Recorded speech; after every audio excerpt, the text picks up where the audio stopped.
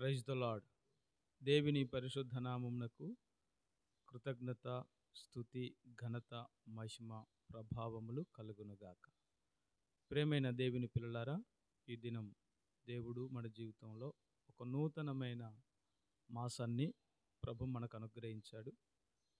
కనుక ఈ మొదటి తారీఖు మొదటి దినాన దేవుడు మనకిచ్చే వాగ్దానాన్ని ఈ పూట మనం ధ్యానం చేద్దాం.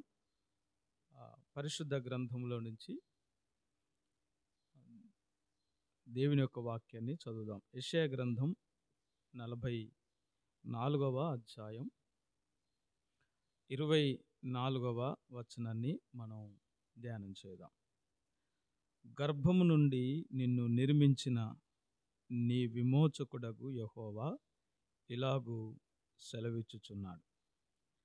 యెహోవానగు నేనే సమస్తమును జరిగించువాడను. నేనొక్కడనే ఆకాశమును విశాలపరిచిన వాడను. నేనే భూమిని పరిచిన వాడను.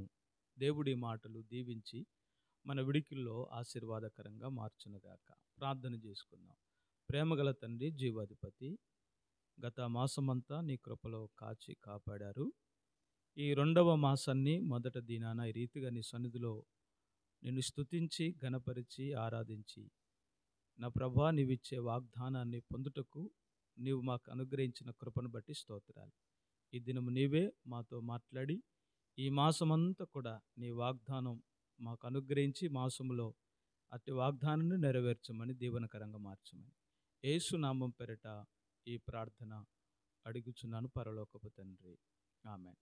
ప్రేమైనటువంటి దేవుని ప్రజలారా, ఈ పూట ఈ చదవబడినటువంటి లేఖన భాగంలో యాకోబు, ఇశ్రాయేలు అనేటువంటి యాకోబుని గురించి ఈ మాటలు యెషయా గ్రంథంలో మనం చూస్తూ ఉన్నాం.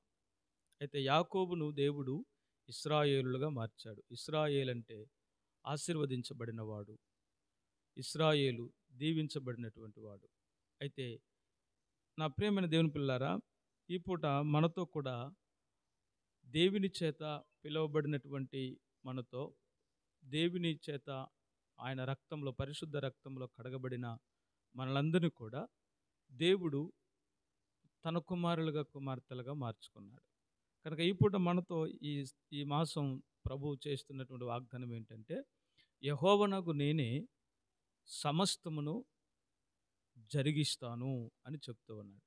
ఈ మాసంలో, ఫిబ్రవరి మాసం ఈ మొదటి తారీఖు నుంచి ఈ మాసంలో దేవుడు నీ జీవితంలో ఏ కార్యాలైతే చేయాలనుకున్నాడో, ఏదైతే నీ జీవితంలో నీకు మేలుకరంగా జరిగించాలనుకున్నాడో వాటంతటిని కూడా దేవుడు నీ జీవితంలో అది నీకు దీవెనగా, మేలుకరంగా ఆయన నీకు అనుగ్రహిస్తాడు.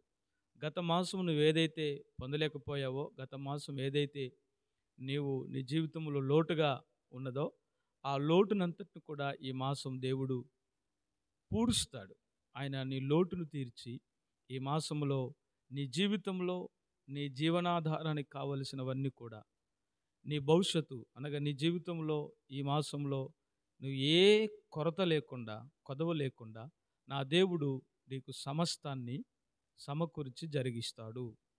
అయితే ఆ దేవుడు జరిగించేటువంటి ఆ మేలు, దేవుడు నీ జీవితంలో ఇచ్చేటువంటి ప్రతి ఆశీర్వాదాన్ని, ప్రతి దీవెనను నీవు పొందుకోవాలి, నువ్వు అనుభవించాలంటే నువ్వు చేయవలసినటువంటి మొట్టమొదటి కార్యం ఏమిటంటే, ప్రియులారా, రోమీలకు రాసినటువంటి పత్రిక 8వ అధ్యాయంలో ఈ రీతిగా తెలియచేయబడుతూ ఉంది.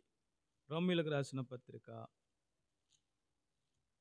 8వ అధ్యాయం 28వ వచనంలో ఈ రీతిగా దేవుని వాక్యం చెప్తుంది. దేవుని ప్రేమించు వారికి అనగా ఆయన సంకల్పము చొప్పున పిలువబడిన వారికి మేలు కలుగుటకై సమస్తమును సమకూడి జరుగుచున్నవని ఎరుగుదుము. ప్రేమైన దేవుని బిడ్డలారా, దేవుడు సమస్తము మన జీవితంలో జరిగిస్తాడు. ఈ మాసం నీ జీవితంలో ఏదైతే కావాలనో అది నీ జీవితంలో దేవుడు నీకు అనుగ్రహిస్తాడు. అయితే నేను దేవుని ప్రేమించే వారముగా ఉండాలి. దేవుని ప్రేమించి ఆయన సంకల్పము చొప్పున, ఆయన చిత్త ప్రకారంగా మనము నడుచుకోగలిగితే, మనం జీవించగలిగితే, నీ జీవితంలో ఆయన నీ దీవెనకు, నీ ఆశీర్వాదానికి, నీ అభివృద్ధికి కావలసిన ప్రతి ఈవిని ఆయన సమస్తాన్ని సమకూర్చి నీ జీవితంలో జరిగిస్తాడు. నీ జీవితంలో నీ ఆశీర్వాదానికి, నీ అభివృద్ధికి, నీ క్షేమానికి, నీ సంతోషానికి కావలసిన ప్రతిదీ నువ్వు పొందాలంటే సమస్తము జరిగించేటువంటి దేవుణ్ణి నువ్వు ప్రేమించాలి. ఆయన సంకల్పం చొప్పున నువ్వు నడుచుకోవాలి. అప్పుడు నీ జీవితంలో నిశ్చయముగా నువ్వు ఇంతకాలం పొందినటువంటిది ఈ మాసం నిశ్చయంగా దేవుడు నీ జీవితంలో అనుగ్రహిస్తాడు. నెంబర్ 2, రెండవది తిమోతికి రాసినటువంటి మొదటి పత్రిక. తిమోతికి రాసినటువంటి మొదటి పత్రిక 6వ అధ్యాయం 17వ వచనంలో ఈ రీతిగా రాయబడి ఉంది. ఇహమందు ధనవంతులైన వారు గర్విష్ఠులు కాక, అస్థిరమైన ధనము యందు నమ్మిక ఉంచక, సుఖముగా అనుభవించుటకు సమస్తమును మనకు ధారాళముగా దయచేయు దేవుని యందే నమ్మిక ఉంచుడని ఆజ్ఞాపించుము. దేవునికి స్తోత్రం.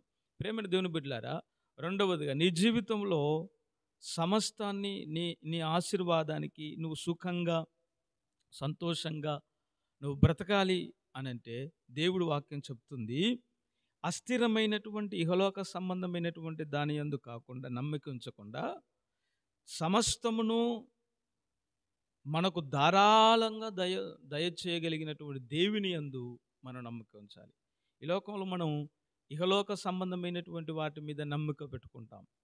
అది ధనమే కావచ్చు, వస్తువే కావచ్చు, ఇంకేదైనా కావచ్చు. అయితే వాటి మీద మనం నమ్మకం ఉంచుకోకుండా దేవుని యందు మనం నమ్మిక ఉంచగలిగితే ఆ దేవుడు మనకు ధారాళంగా దయచేస్తాడంట. ఆయన ధారాళంగా దయచేస్తే నువ్వు సుఖముగా నీ జీవితాన్ని వెళ్ళబుచ్చుతావు, సుఖముగా నీ జీవితాన్ని అనుభవిస్తావు అని రాయబడి ఉంది.